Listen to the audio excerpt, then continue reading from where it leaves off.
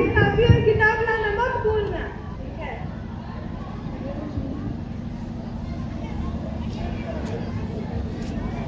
अरे मेरे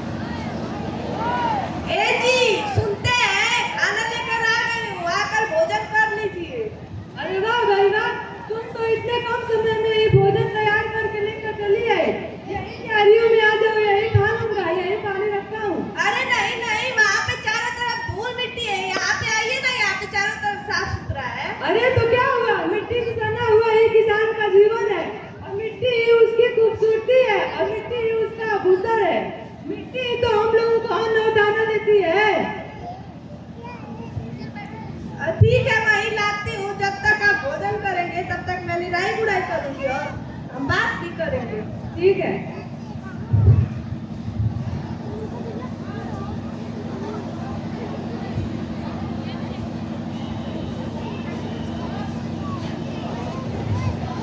अरे वाह भाई वाह, तुमने तो इतने कम समय में ही इतना स्वादिष्ट भोजन बनाया है। आप मेरा मजाक तो नहीं उड़ा रहे हैं क्या? आपकी बहन सगुड़ा भाई अच्छा भोजन नहीं बनाती है? बहन तो अच्छा भोजन बनाती ही है, लेकिन तुम्हारे हाथों का तो स्वाद ही अलग है।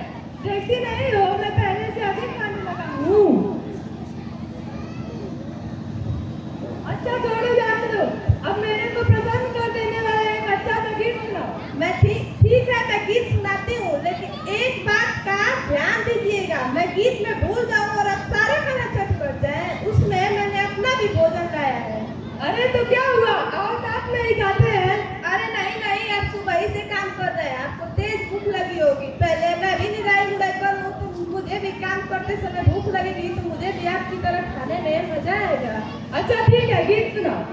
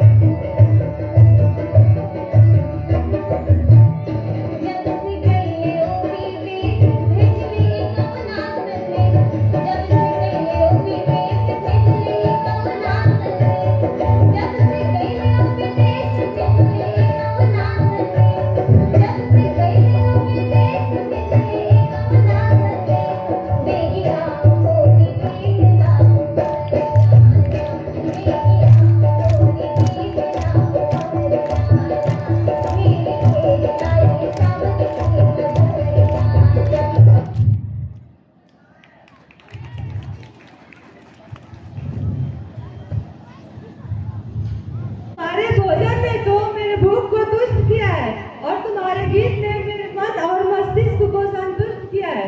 छोड़ो, आज का काम समाप्त होता है, अब पढ़ाई होगी। जब आप मुझे पढ़ाएंगे तब मैं आपको गुरु जी बोलूंगी ना। हाँ, तब तो तुम मेरी शिष्या हुई ना।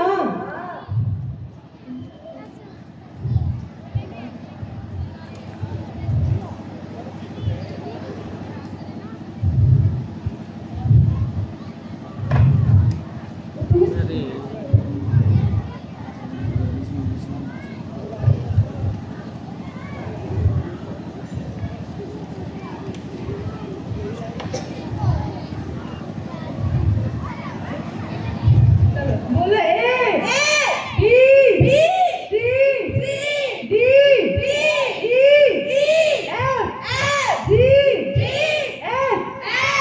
अरे देखो, पिताजी आ रहे हैं।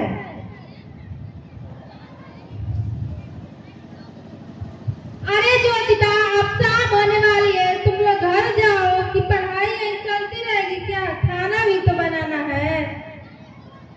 अरे पिताजी, हम लोग तो आप ही का प्रतीक्षा कर रहे थे कि आप लोग सब खेत पर आए और हम लोग आ जाए।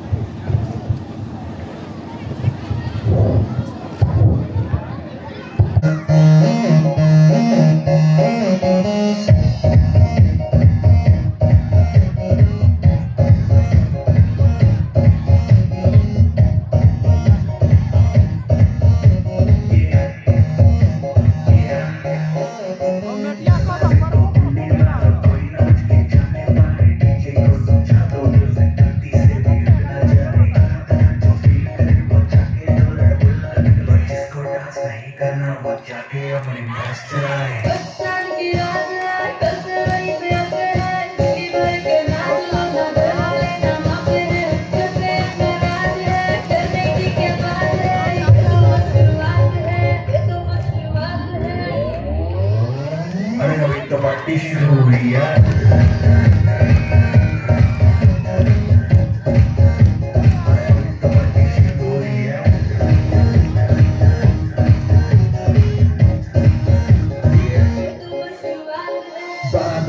कहना कुछ भी पहले ही दे दो वार्निंग। पार्टी चलेगी till 6 in the morning। जी भर के ना चले वे भी नाच नाच के तोड़ दे सैंडल। आंटी पुलिस बुला लेगी तो यार तेरा कर लेगा हैंडल।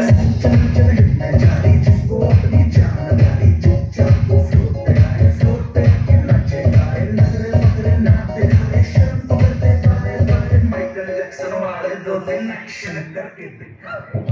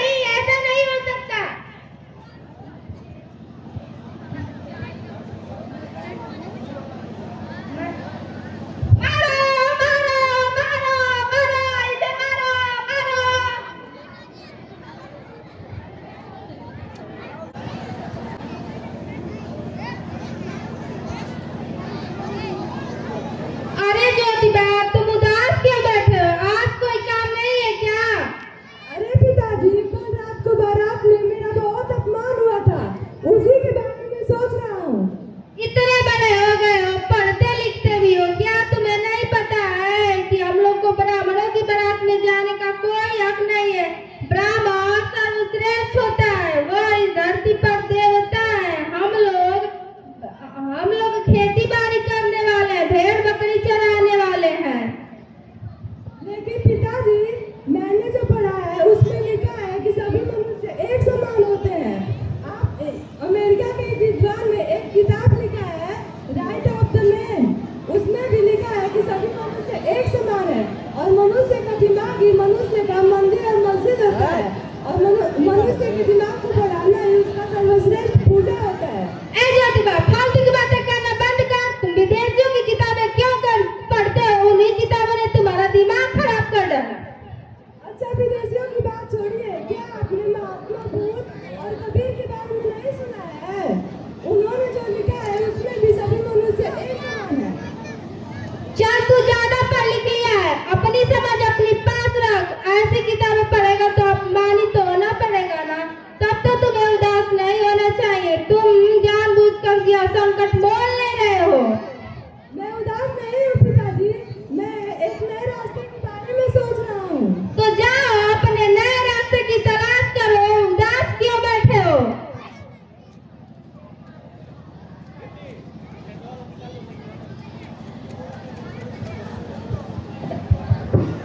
से उबरने के लिए कौन सा रास्ता सोचा है?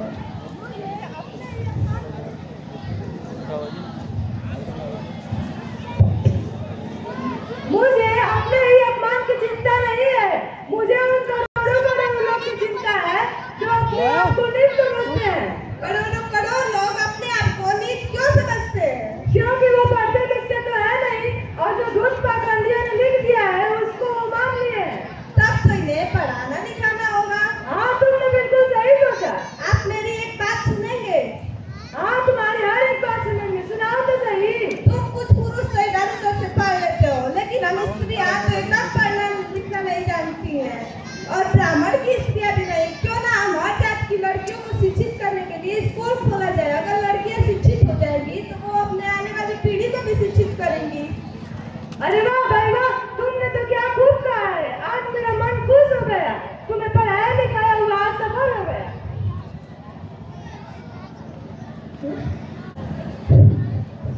सुना है ज्योतिबा फूले और उसकी पत्नी ने लड़कियों के लिए स्कूल खोला है। अब तो वो पढ़ लिख के बिगड़ जाएंगी, आगे चल के ईसाई बन जाएंगी। हाँ भाई, सही सुना है और इसके परिणाम के बारे में सही सोचा है। हमें इसे रोकना चाहिए, नहीं तो हम ब्राह्मणों का महत्व समाप्त हो जाएगा। तो इसे कैसे रोका जाए? देखो, उसका बाप हम ब्राह्मणों से डरता है, वो हमारी बात मान जाएगा। चलो उसके बाप को धर्म का वास्ता देकर डराया धमकाया जाए। हाँ, चलो।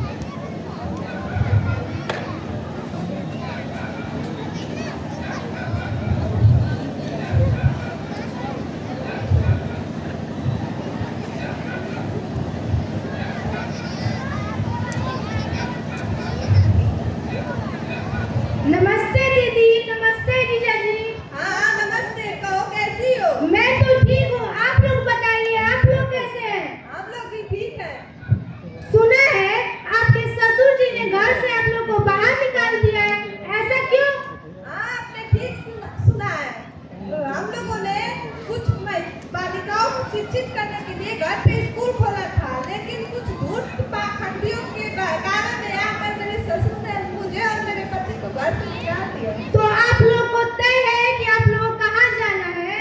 नहीं नहीं, अब मेरे पति मुझे जहाँ लेके जाएंगे मैं वहीं जाऊँ। तो एक काम करिए ना, आप लोग मेरे ही घर चलिए, वहीं पे स्कूल खोलकर बच्चों और बच्चियों को पढ़ाइएगा। ठीक है, चलिए। ये फातिमा शेख है, ये सब सच्ची घटनाएं हैं। ये फातिमा शेख है जो उसकी सहेली है बचपन की, वो अब कहती है मेरे घर चलिए, और वहीं से देखा जाएगा कहाँ स्कूल खोला जाएगा।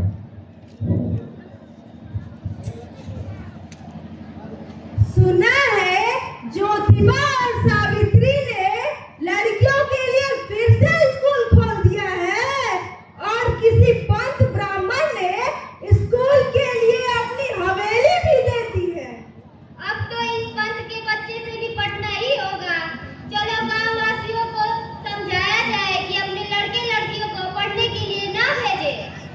ग्रामवासियों ध्यान से सुनो, सावित्री और ज्योतिबा ने जो स्कूल खोला है उसमें लड़कियों को पढ़ाकर बिगाड़ रहे हैं।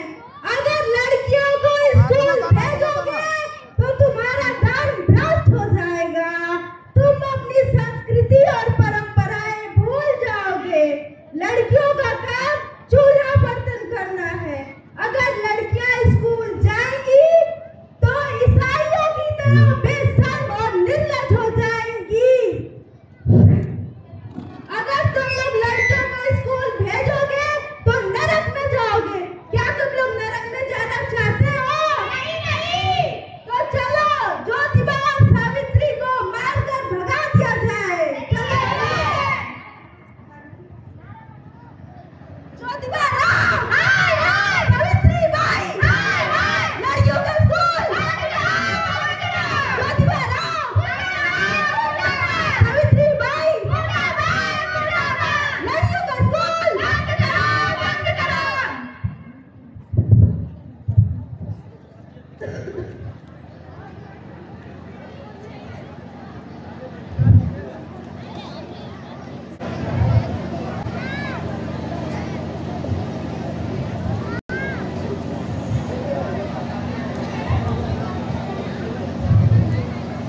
ज्योतिबा भाई अपने विद्यालय में पढ़ाने के लिए जा रहे हैं।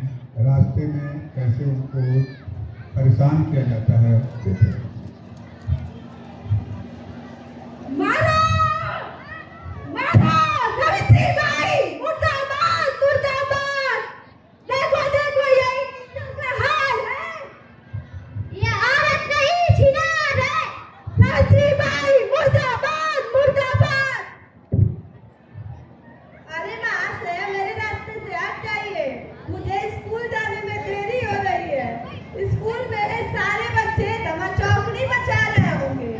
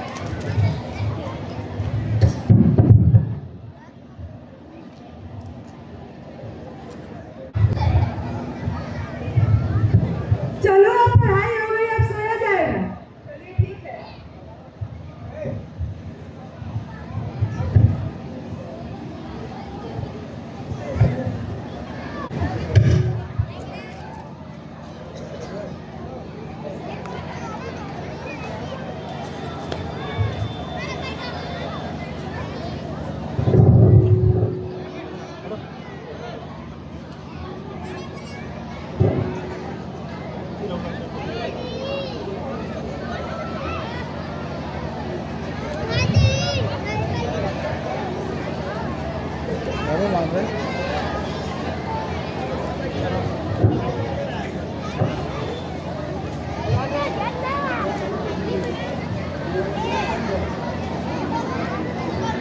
चाकू लेके मेरे घर में क्या ढूंढ रहे हैं? हम लोग कुछ ढूंढ नहीं रहे हैं।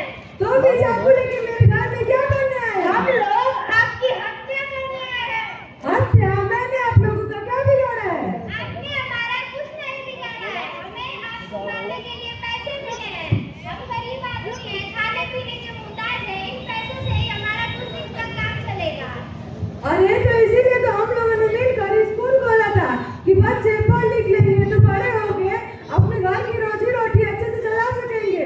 क्या आप लोग ब्राह्मणों को नहीं देखते? ब्राह्मण पढ़े लिखे होते हैं तो कितने सुखी से रहते हैं। भैया, अगर हम लोगों को मारने से ही आपका जीवन बन जाता है तो हमें मार दीजिए। हमें क्षमा कर दीजिए महानुभाव, हमसे गलती हो गई। उन ब्राह्मणों ने हमें भड़काया था।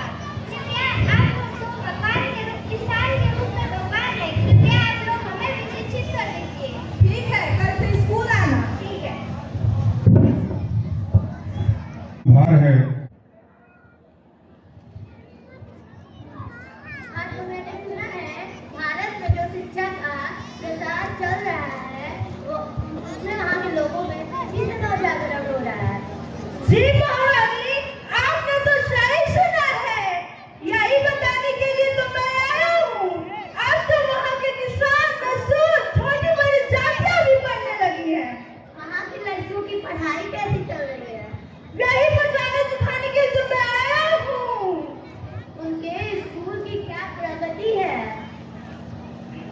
वहाँ पर महाराष्ट्र के पुणे में एक किसान परिवार में जन्मे ज्योतिबा राव और उनकी पत्नी सावित्री ने अपनी जान हथेली पर रखकर वहाँ की लड़कियों के लिए स्कूल खोला है और सावित्री बाई वहाँ की पहली महिला अध्यापक बनी है। क्या तुम मुझे इसका कोई प्रमाण दे सकते हो? जी महारानी, लीजिए पढ़ लीजिए।